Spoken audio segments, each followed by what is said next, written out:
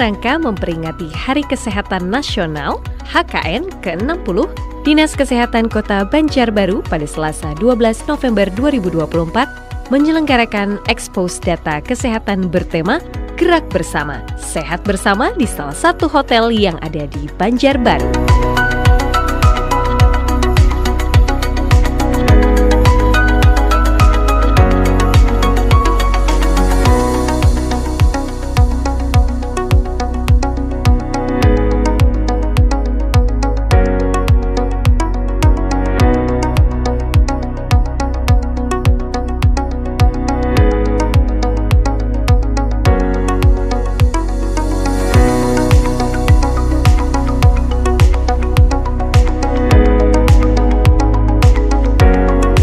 Acara ini turut dihadiri oleh PJS Wali Kota Banjarbaru, Nurliani, para pejabat lingkup Dinas Kesehatan Banjarbaru, tenaga medis, serta pemangku kepentingan lainnya. Seperti apa rangkaian kegiatannya? Berikut liputannya untuk Anda.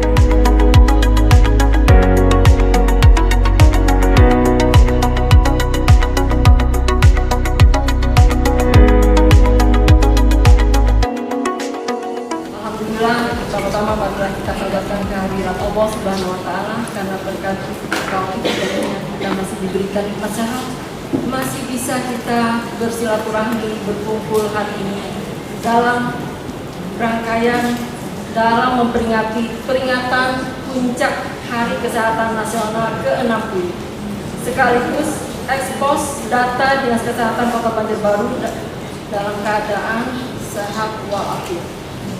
Salawat dan salam jangan lupa kita haturkan kepada junjungan kita Nabi besar Muhammad SAW beserta keluarga, kerabat, sahabat dari dahulu, sekarang hingga nanti. Bapak Ibu yang hormati, Ibu PJS Wali Kota, tanggal 12 November diperingati sebagai Hari Kesehatan Nasional atau HKN, dan pada tahun ini merupakan peringatan yang ke-60 dengan tema Gerak Bersama, Sehat Bersama.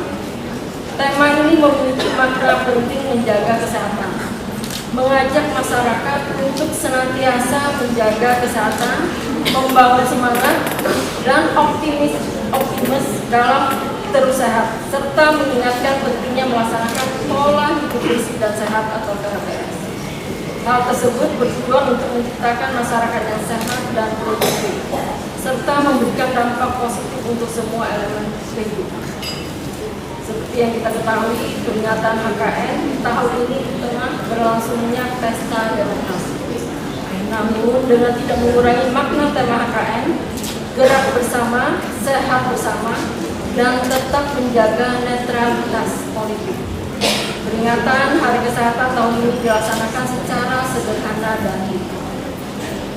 Jadi mohon Ibu PJS, kita peringatan HKN tahun ini tidak mengadakan lomba-lomba atau pertandingan ya, karena keadaan kita selain cuacanya ya yang selalu berubah, tidak kondusif, makanya kita melaksanakan HKN secara sederhana.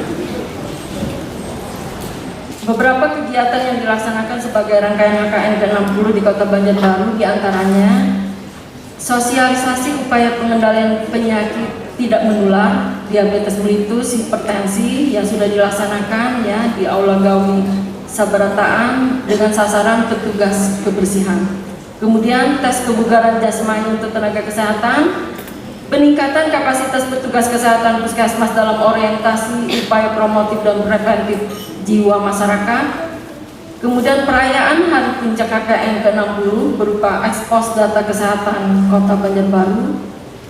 Kemudian ada aksi bergizi di sekolah, penggerakan masyarakat dengan meningkatkan promosi kesehatan penyakit prioritas PTM di Kota Banjarbaru. Kemudian minggu depan ada dilaksanakan lomba balita sehat, kemudian sosialisasi P4GN pada tenaga kesehatan, dan upaya penggerakan masyarakat dengan meningkatkan promosi kesehatan jiwa dan nafsa bagi remaja di Kota Banjarbaru. Dan sebagai puncak peringatan HKN ke-60 dilaksanakan penyelenggaraan kegiatan ekspos data kesehatan pada hari ini dengan harapan sebagai penguatan dari pilar kesehatan dalam transformasi digital kesehatan dan transformasi layanan kesehatan. Bapak Ibu yang ulun hormati dan Ibu PJS Wali Kota, peserta kegiatan pada hari ini meliputi pimpinan Rumah Sakit Kota Banjarbaru, pimpinan atau perwakilan dari organisasi profesi kesehatan yang ada di Kota Banjarbaru, dari unsur Dinas Kesehatan Kota Banjarbaru, seluruh Puskesmas Kota Banjarbaru, dan perwakilan kader kesehatan, narasumber dari Dinas Kesehatan Provinsi Kalimantan Selatan, dan perwakilan dari rumah sakit di Kota Banjarbaru, yaitu Rumah Sakit Daerah Idaman. Pembiayaan penyelenggaraan ini dibebankan pada DPA Dinas Kesehatan Kota Banjarbaru tahun 2024. Mungkin ini yang bisa ulun laporkan sebagai pelaksanaan kegiatan ini. Dengan ini kami memohon nanti kesediaan Ibu PJS Wali Kota Banjarbaru untuk berkenan membacakan sambutan Menteri Kesehatan Republik Indonesia peringatan HKN ke-60 sekaligus membuka ekspos data kesehatan Kota Banjarbaru tahun 2024 ini sebagai penyemangat kami insan kesehatan untuk gerak bersama membangun kesehatan dan mewujudkan masyarakat Banjarbaru yang lebih sehat. Sekali lagi kami atas nama pelaksana kegiatan mengucapkan apresiasi dan terima kasih yang sebesar-besarnya atas kehadiran Bapak Ibu undangan semua, dan kami mohon maaf apabila dalam pelaksanaan terdapat kesalahan dan kekurangan. Anak gadis bergelang batu permata, berjoget riang mengikuti irama. Mari semua kita semangat bersama untuk wujudkan sehat bersama. Berjalan di lapangan Nurjani tatamu mantan, hendak menagur tetapi supan.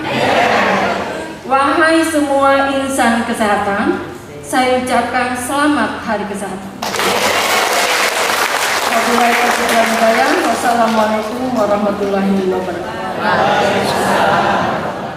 Puji syukur marilah kita panjatkan kehadirat Allah Subhanahu wa taala, Tuhan yang Maha Esa, karena atas karunia-Nya juara sehingga kita bisa berkumpul di sini sekaligus bersilaturahmi bersama pada acara ekspos data kesehatan Kota Banjarbaru dalam rangkaian Hari Kesehatan Nasional yang ke-60.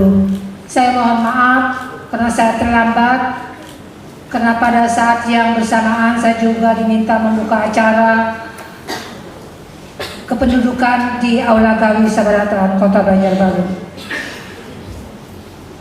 Hari Kesehatan Nasional merupakan momen yang sangat penting bagi kita semua untuk bersama-sama mengevaluasi dan memperkuat komitmen kita dalam meningkatkan derajat kesehatan masyarakat. Pada usia ke-60 tahun ini kita patut bangga atas berbagai pencapaian yang telah diraih oleh sektor kesehatan, namun tetap harus terus berinovasi dan bekerja keras untuk menghadapi tantangan kesehatan yang semakin kompleks. Saat ini Indonesia tengah menghadapi periode bonus demografi yang terjadi hanya satu kali dalam peradaban sebuah negara. Oleh karena itu, kita harus memanfaatkan peluang ini sebagai momentum Indonesia lolos menjadi negara berpendapatan tinggi serta mencapai visi Indonesia Emas 2045 dimulai dari tahun 2025. Pertumbuhan ekonomi harus berada di kisaran 6% hingga 7% secara berkelanjutan. Adapun syarat utama kita bisa mencapai target di 2045 tepat 100 tahun usia bangsa kita adalah manusia Indonesia yang sehat dan cerdas. Hal ini tidak akan bisa tercapai tanpa gandeng tangan dari semua pemangku kepentingan. Karenanya, tema Hari Kesehatan Nasional ke-60 tahun 2024 yaitu gerak bersama, sehat bersama, mutlak harus menjadi semangat kita semua. Seperti kita ketahui, keberhasilan di bidang kesehatan tidak hanya ditentukan oleh pemerintah semata, tetapi juga oleh peran aktif seluruh lapisan masyarakat. Oleh karena itu, Saya mengajak semua pihak untuk terus berkolaborasi, bergotong royong, dan mendukung berbagai kebijakan serta program yang ada untuk menciptakan Banjarbaru yang lebih sehat. Hadirin sekalian yang berbahagia, di momen yang berbahagia ini pula saya sampaikan rasa terima kasih dan penghargaan setinggi-tingginya kepada seluruh insan kesehatan yang bahu-membahu berjuang tanpa kenal lelah dalam melaksanakan pembangunan kesehatan Indonesia. Tak lupa saya ajak seluruh masyarakat untuk terus mengutamakan kesehatan, mulai dari diri sendiri, keluarga, dan lingkungan sekitar. Mari kita bangun bersama budaya sehat demi Indonesia Emas 2045, bahkan sampai ke generasi selanjutnya. Terakhir, saya ingin mengucapkan terima kasih kepada semua pihak yang telah bekerja keras untuk mempersiapkan acara ini. Semoga peringatan Hari Kesehatan Nasional ke-60 ini menjadi momentum untuk kita semua dalam meningkatkan kesadaran akan pentingnya menjaga dan memperbaiki kualitas kesehatan, serta menjadi pengingat bahwa kesehatan adalah hak bagi setiap individu dan tanggung jawab kita bersama. Demikian yang dapat saya sampaikan. Semoga Allah Subhanahu wa Ta'ala, Tuhan Yang Maha Esa, senantiasa memberikan bimbingan dan petunjuknya kepada kita semua untuk mencapai keberhasilan dalam kebersamaan. Amin ya rabbal alamin. Selamat Hari Kesehatan Nasional. Sehat negeriku, maju Indonesiaku. Terima kasih atas perhatiannya. Wassalamualaikum warahmatullahi wabarakatuh. Jadi kita hari ini ada kegiatan ekspos data kesehatan dalam rangkaian memperingati Hari Kesehatan ke-60 dengan tema Gerak Bersama, Sehat Bersama. Ini artinya kita mengajak masyarakat untuk selalu menjaga kesehatan, ya, untuk melakukan perilaku hidup bersih dan sehat, melaksanakan gerakan masyarakat hidup sehat, supaya masyarakat kita bisa menjamin memang benar-benar sehat. Ya. Jadi harapannya supaya masyarakat menjadi yang sehat, menjadi tambah lebih sehat, supaya produktivitasnya bisa maksimal, kinerjanya bisa maksimal, ya, dan menjadikan masyarakat Banjarbaru menjadi lebih sehat dan produktif. Harapan pemerintah Kota Banjarbaru tentu saja perencanaan yang dilakukan bersumber dengan data yang valid sehingga itu benar-benar bisa kita aplikasikan. Pada kesempatan yang baik ini saya mengucapkan selamat Hari Kesehatan yang ke-60 kepada insan kesehatan, Bu, ya. untuk semua insan kesehatan.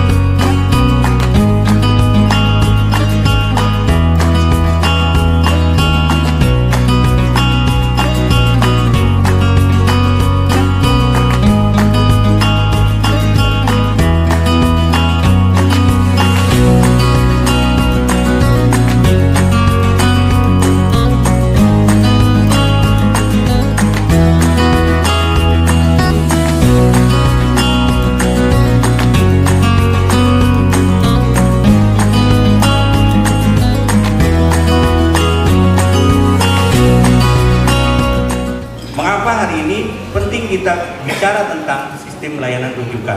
Nanti akan kita lihat sama-sama data yang tersaji. Baik, nah ini strategi layanan rujukan menurut Undang-Undang 17 tadi disampaikan oleh Bu Dewi. Pasalnya berapa saya juga nggak hafal juga, Bu Dewi sama nggak apa. Cuma ini yang tentang menimbang bagian C.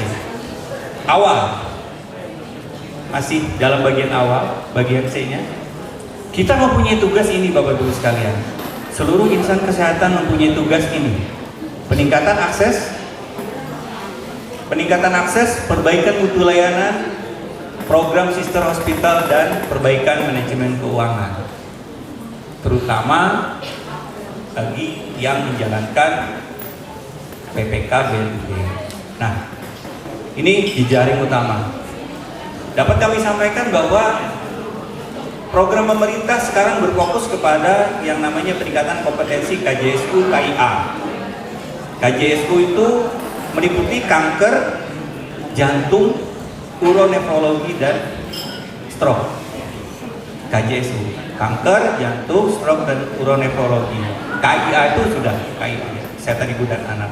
Jadi fokus pemerintah saat ini sistem rujukan berjenjang yang akan diterapkan tidak lagi berdasarkan klasifikasi rumah sakit, tapi berdasarkan kompetensi. Oleh karena itu pemerintah melalui program Sihren mempercepat kompetensi rumah sakit, terutama rumah sakit milik pemerintah, untuk bisa meningkatkan kapasitasnya menuju tuntutan di mana nanti rujukannya adalah berbasis kompetensi, bukan lagi berbasis tingkatan dari C ke B ke A. Tidak lagi seperti itu.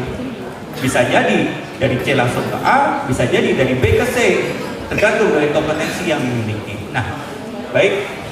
Nah, untuk perbaikan kualitas layanan di rumah sakit ini pasti pemerintah melalui program percepatan kompetensi tersebut melakukan program strengthening Sihren namanya. Itu dilaksanakan antara 2022 sampai 2027 melalui bantuan Bank Dunia sebesar 80 T sekian, disebarkan melalui rumah sakit daerah se-Indonesia. Nah, kalau yang ini sister hospital.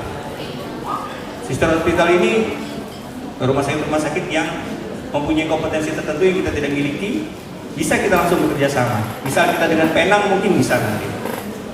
Oke. Sedangkan yang terakhir ini adalah ini catatan nih, baik swasta maupun pemerintah memperbaiki cash flow rumah sakit melalui perbaikan proses klaim JKN. Saya di sini hadir tidak sendiri, saya hadir bersama Dr. Cynthia.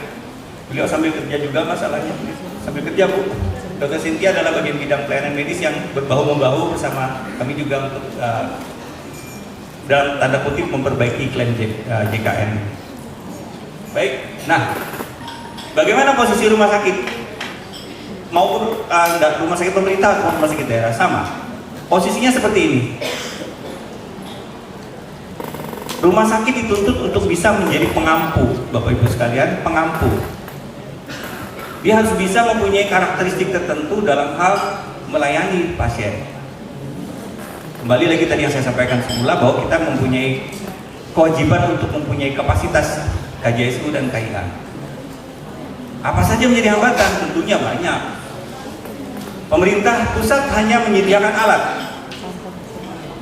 sementara sarana prasarananya kita. Berarti kan harus ada perencanaan yang kuat, tadi disampaikan oleh Bu Dewi.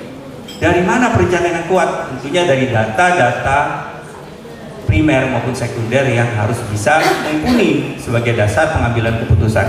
Nah ini transformasi layanan rujukan ini termasuk apa yang nanti akan kita bahas selanjutnya. Nah, Undang-Undang Kesehatan seperti kita tahu bersama, kita sudah dilebur menjadi satu, Undang-Undang 17 2023, pasalnya banyak banget. Apa saja yang menjadi fokus kita dalam Undang-Undang 17? Tadi disampaikan adalah kita harus membuat RPJMD.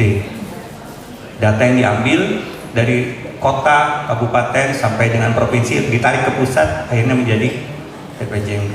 Nah ini yang akan kita susun bersama. Bicara tentang data, bicara tentang data, tadi itu saya sampaikan bahwa kita sekarang berada dalam era kelimpahan, di mana kita tidak lagi terbelenggu dengan namanya ruang dan waktu.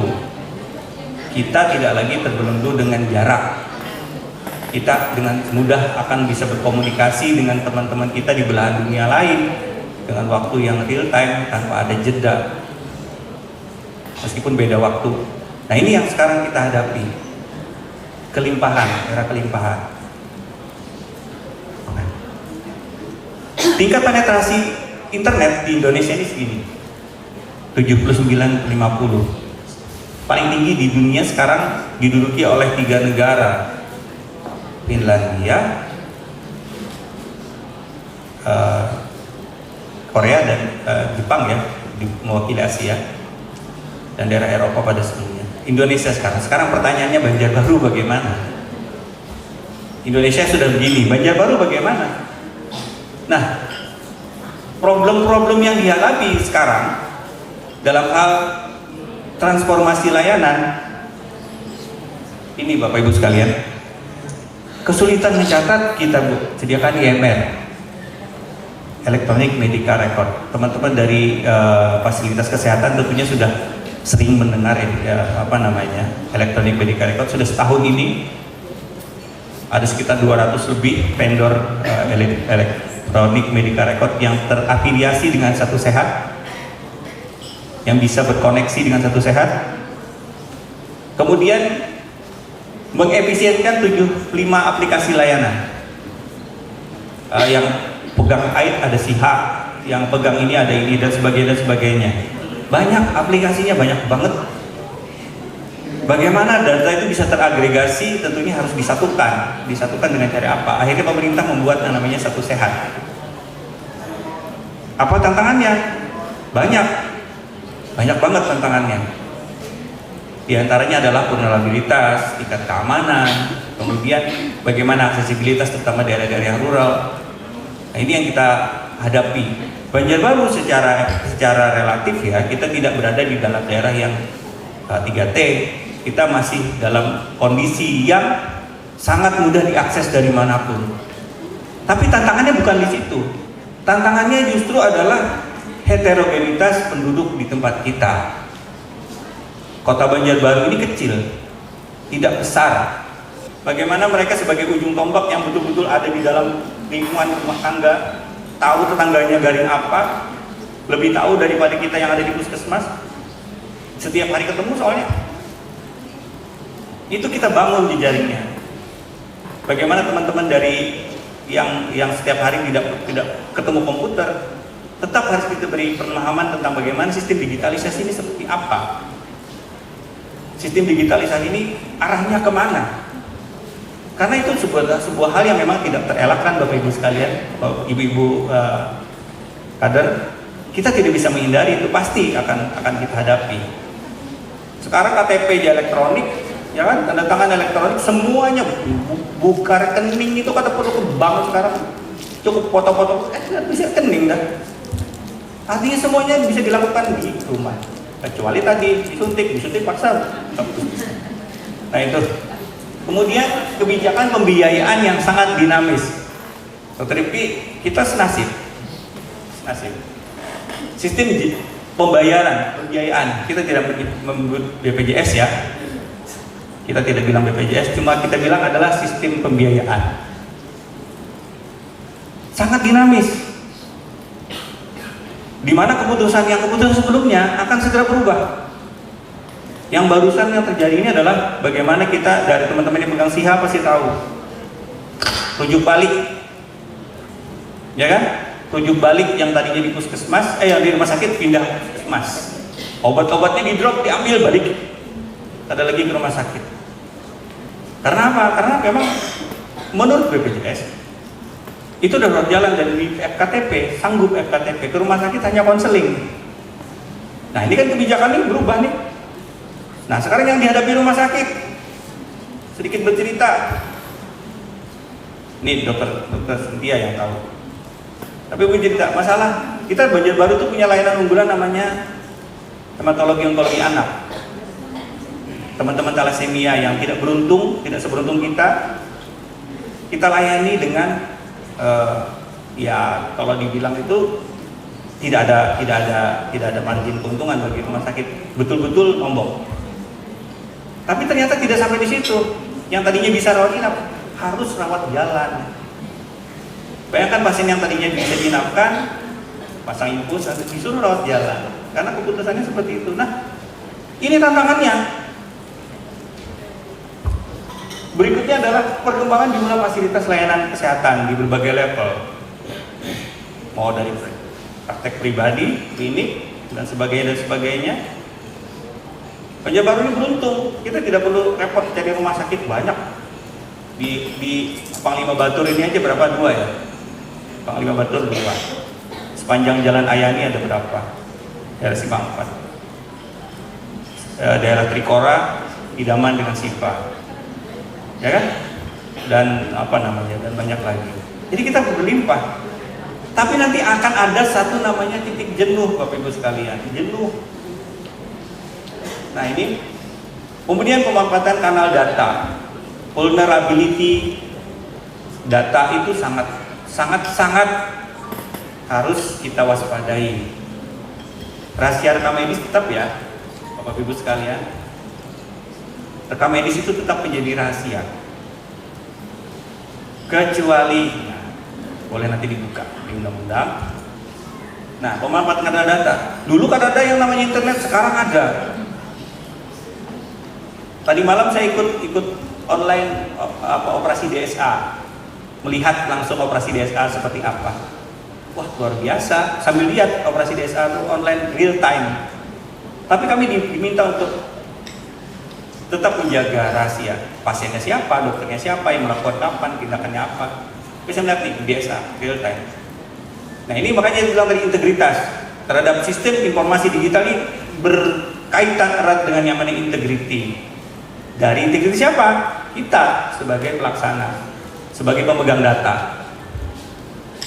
Kemudian faktor jaringan internet dan sebagainya, kejenuhan layanan, ekspektasi tinggi terhadap layanan kesehatan. Izin Pak Harun mungkin sekitar 3 menit. Baik. Yang terakhir adalah beban sebagai ibu kota provinsi. Jelek-jelek begini dan bukan jelek ya. Ganteng-ganteng begini ibu kota provinsi kita. Ya kan? Bandara dan sebagainya. Ini tantangan bagi kita. Lalu apa yang harus kita lakukan?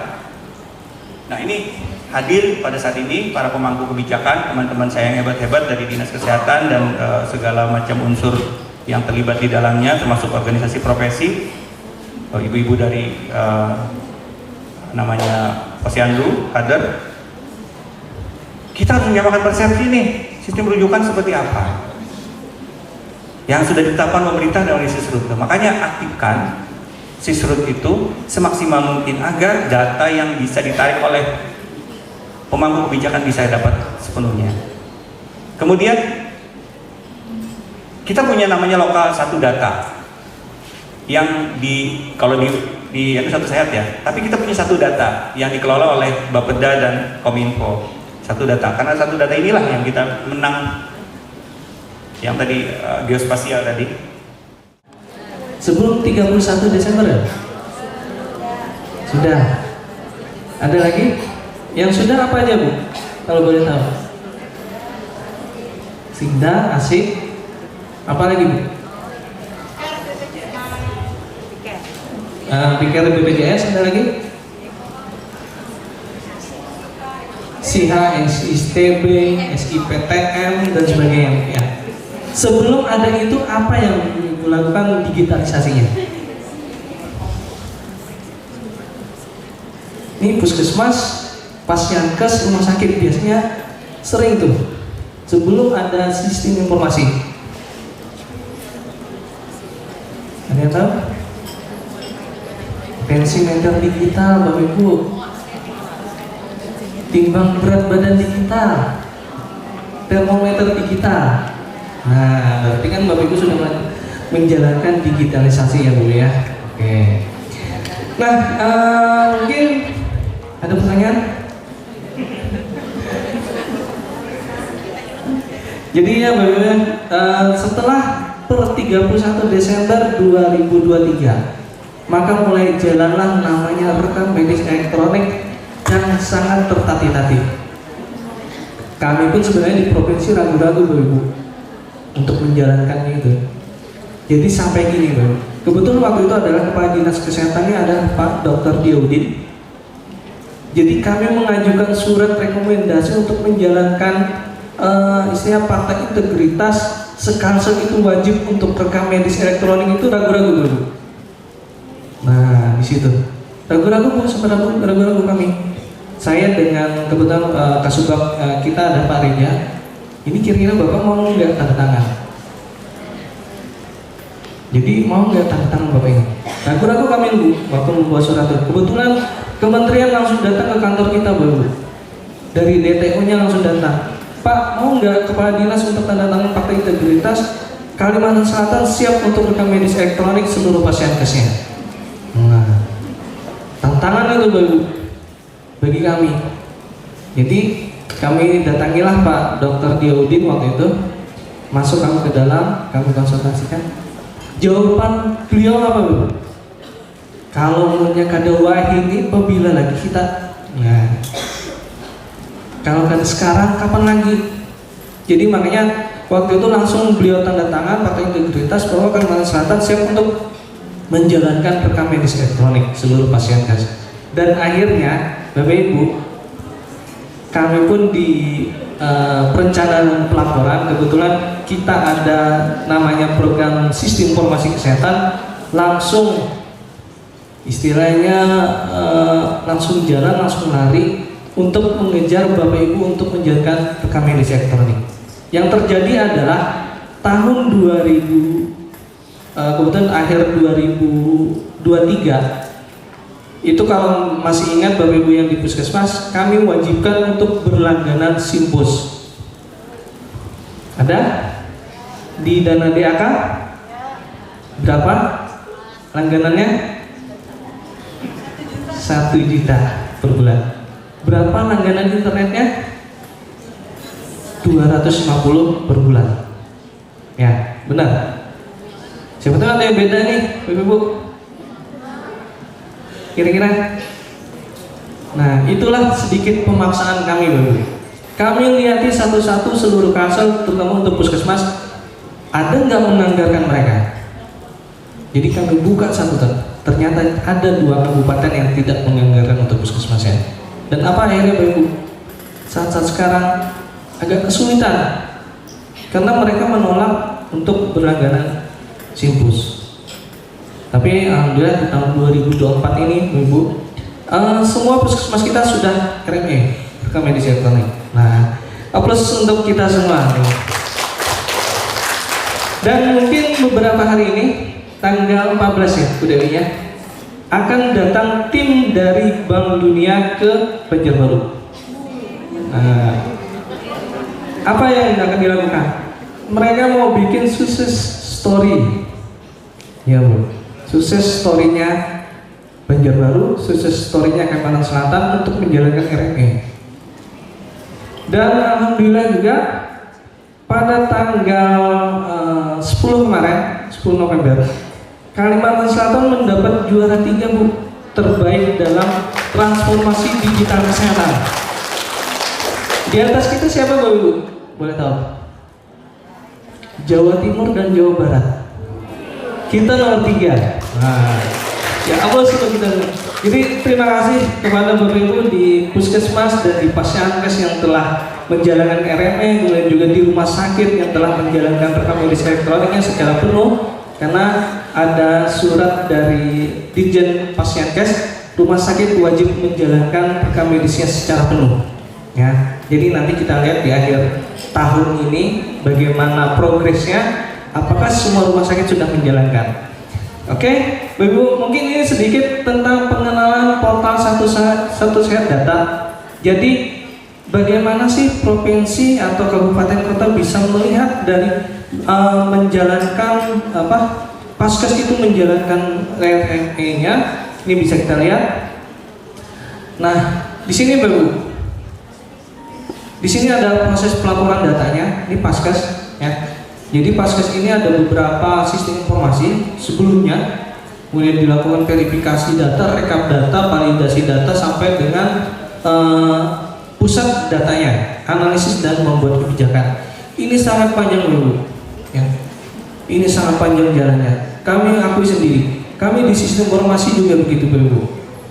Bayangkan, kami mengumpulkan data profil kabupaten kota selama 6 bulan. Kalau kita melihat dari 6 bulan tersebut, kami menilai datanya sudah basi, tidak sesuai dengan fakta yang ada di lapangan. Nah, ini kami lanjutkan. Selanjutnya, Kementerian Kesehatan membuat namanya platform Satu Sehat. Jadi di dalam platform Satu Sehat ini ada aplikasi-aplikasi sistem informasi pelaporan yang sekarang sedang digarap adalah ASIK, aplikasi Satu Indonesia yang dijalankan oleh Puskesmas untuk layanan luar gedung. Ya. Makanya sekarang sedang diatur. Administratornya untuk di provinsi ada di kita, di sistem informasi kesehatan. Jadi kita sebagai admin, kami akan mengatur siapa saja pengguna akun ASIK itu. Yang pertama, pengelola program terkait dengan ILP, integrasi layanan primer. Yang ada berapa klaster, Bapak? Ada 5 klaster. Tapi di dalam ASIK itu cuma ada 2 klaster.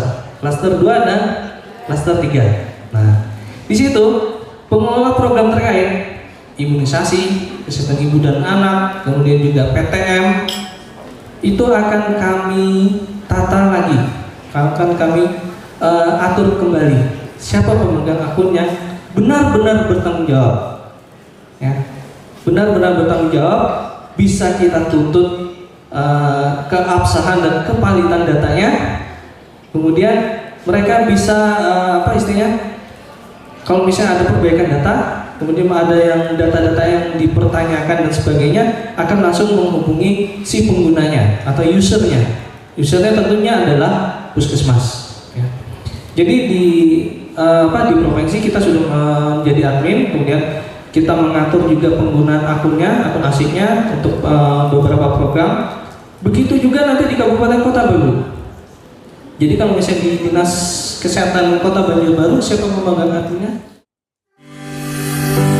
Expose data ini memaparkan pencapaian serta tantangan kesehatan yang dihadapi Kota Banjarbaru, meliputi angka kesehatan ibu dan anak, pencegahan penyakit menular, serta peningkatan fasilitas dan kualitas pelayanan kesehatan.